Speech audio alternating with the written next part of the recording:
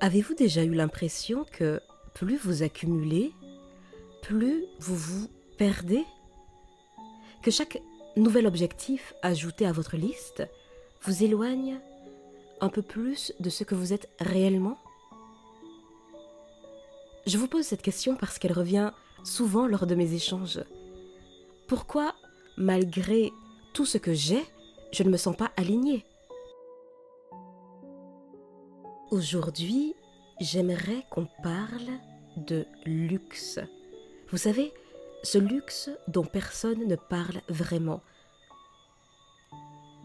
Ce luxe dont on ne parle pas parce qu'il ne se voit pas. Le luxe discret, silencieux, mais qui bouleverse. Une vie simple et alignée. Et si imaginer cela comme étant un luxe, c'est assez difficile, je pourrais comprendre, et c'est normal, puisque notre société a passé des décennies à nous conditionner à croire que la valeur se mesure en accomplissement, en possession, en vitesse.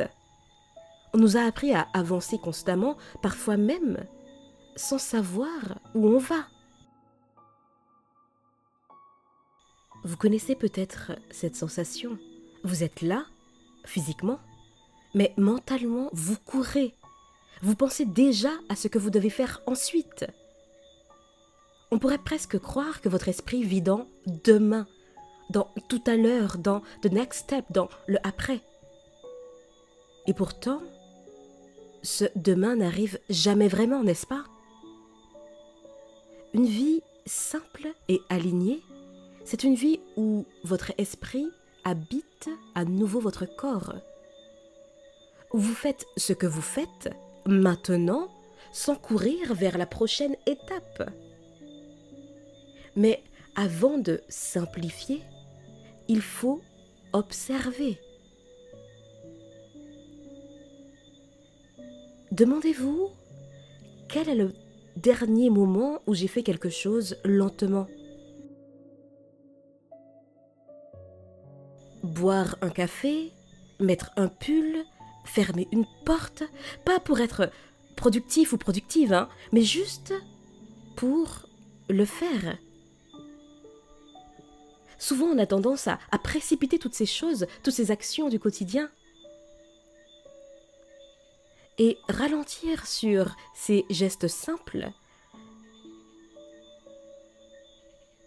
permet de rééduquer notre système nerveux. Vous n'avez pas besoin de changer toute votre vie. Vous avez besoin de changer la façon dont vous la vivez, dont vous la traversez. L'alignement, ce n'est pas une quête spirituelle compliquée. On a tendance à en faire quelque chose de mystique, quelque chose de presque inaccessible, alors qu'en réalité, l'alignement, c'est très concret. C'est quand ce que vous pensez, ce que vous ressentez et ce que vous faites vont dans la même direction. Exemple simple, vous dites « j'ai besoin de repos ». Mais en même temps, vous acceptez encore un projet. Vous répondez à un message alors que vous êtes épuisé, vous vous forcez. Et ça, ce n'est pas être aligné. Autre exemple, quand votre corps vous dit « tout va trop vite, ralentis, ralentis ». Mais votre esprit réplique « mais si je ralentis, je vais perdre ». Et donc du coup, il y a une sorte de guerre intérieure. Et donc vous continuez.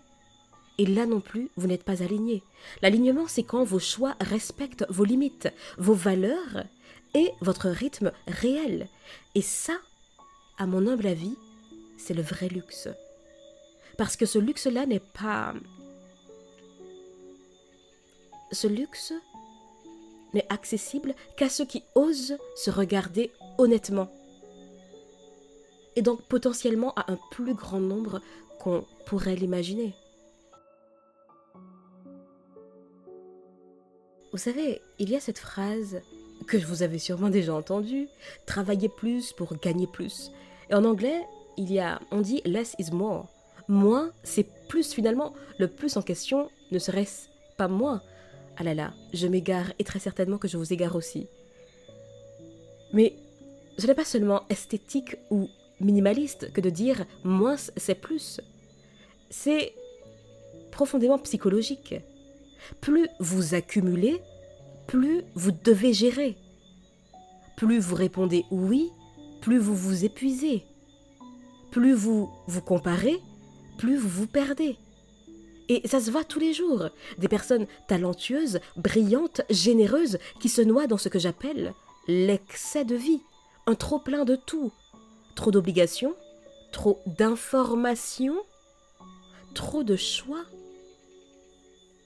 trop de pression. Cher ami, vous n'avez pas besoin de plus, vous avez besoin de mieux. Parfois même, vous avez besoin de moins.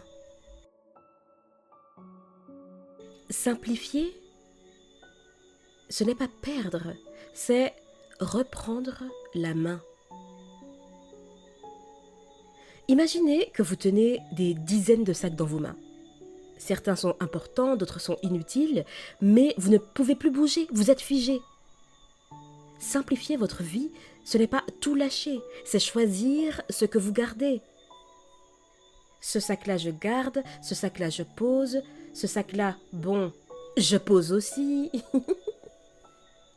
Parce que souvent, il y a plein de sacs qu'on porte, qu'on croit importants, indispensables, mais à bien les regarder, ils ne sont pas si importants.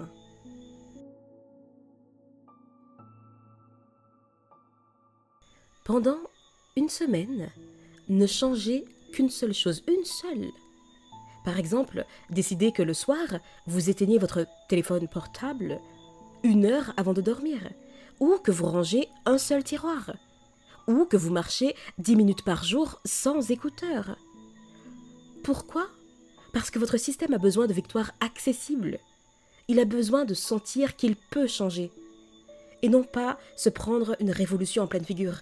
Si vous avez tendance à garder votre portable, à dormir avec votre portable, vous imposez de le déposer dès votre arrivée chez vous, ça peut paraître inaccessible, voire impossible, alors que juste 1 heure, réduire à la simplification à une petite action. Votre vie se simplifiera naturellement parce que votre cerveau, lui, aime le calme, la répétition, la clarté.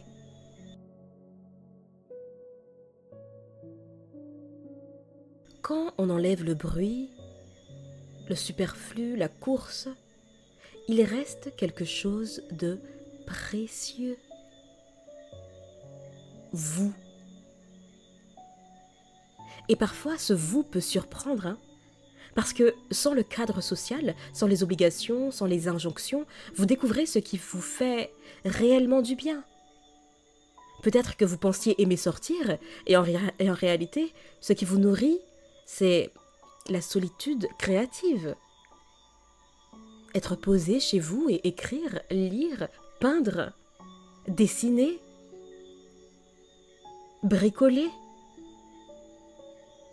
Peut-être que vous croyez devoir réussir vite et vous découvrez que vous avez besoin de lenteur. Peut-être que vous pensiez être trop sensible alors que votre sensibilité est votre boussole. La simplicité enlève la couche de bruit qui cache l'essentiel. Et à ce moment-là, l'alignement apparaît presque naturellement. Et puis, une vie simple, ce n'est pas spécialement une petite vie. Une vie dépourvue de plaisir. Il y a cette croyance qui dit que simplifier, c'est renoncer. Simplifier, ce n'est pas renoncer. Ce n'est pas se contenter du minimum. Ce n'est pas être moins ambitieux, moins ambitieuse. C'est agir avec intention. être dans l'intention, c'est vivre ce qui compte réellement pour vous. C'est arrêter de disperser votre énergie dans 1000 directions. C'est avoir une vie cohérente, pas une vie qui vous compresse comme ça, là. Simplicité et puissance vont ensemble. Et d'ailleurs, au théâtre, ça se vérifie énormément.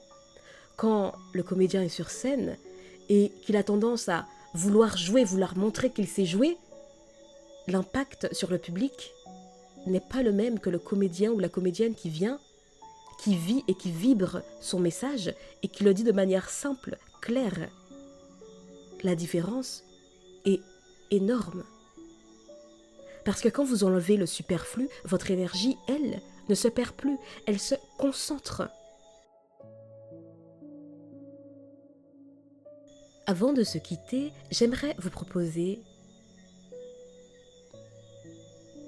un petit challenge ou une astuce. Demain matin, avant d'ouvrir votre téléphone, avant de regarder l'heure, posez-vous une question simple et directe.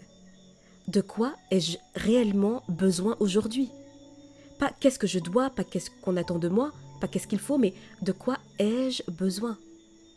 Et si vous prenez l'habitude de vous poser cette question, vous gagnerez en clarté. Vos choix deviendront plus justes, votre rythme plus vivable. Et petit à petit, sans que vous vous en rendiez compte, vous allez entrer dans une forme de luxe qui ne s'achète pas. La tranquillité intérieure, la cohérence, la simplicité, l'alignement. Et je peux vous assurer une chose, c'est le luxe le plus rare et le plus guérisseur qui soit. Cher ami, je vous dis à bientôt et d'ici là, imposez-vous.